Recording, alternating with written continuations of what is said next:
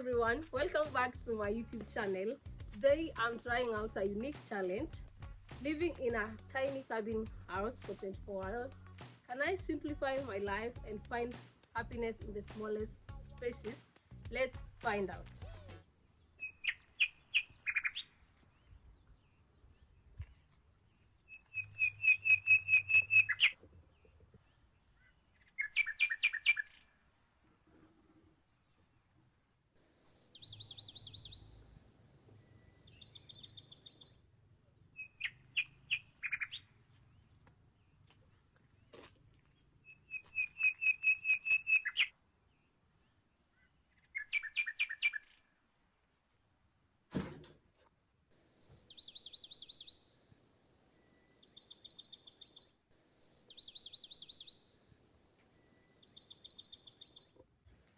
This tiny cabin sits on a 20 by 14 feet.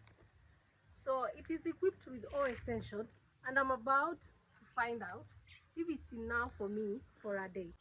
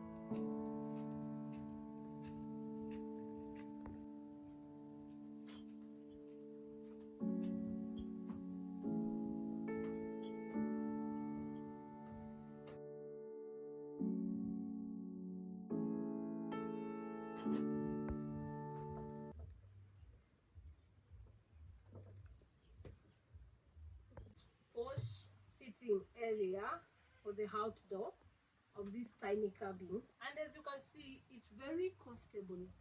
Trust me, I like this wood that has made the couch or the sofa, and this looks really good. Trust me, I'm impressed already. I'm impressed by this tiny cabin space. One of the biggest challenges was storage space, but I realized I don't need as much stuff as I thought. This experience has taught me to appreciate simplicity and prioritize what truly matters in this life that we are living.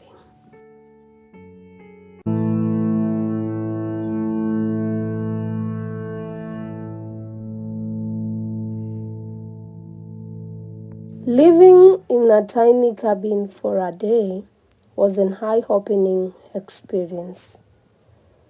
Would I do it again? Yes, of course. Thanks for watching Challenges and Adventures. What do you think about tiny living? Share your thoughts in the comment section.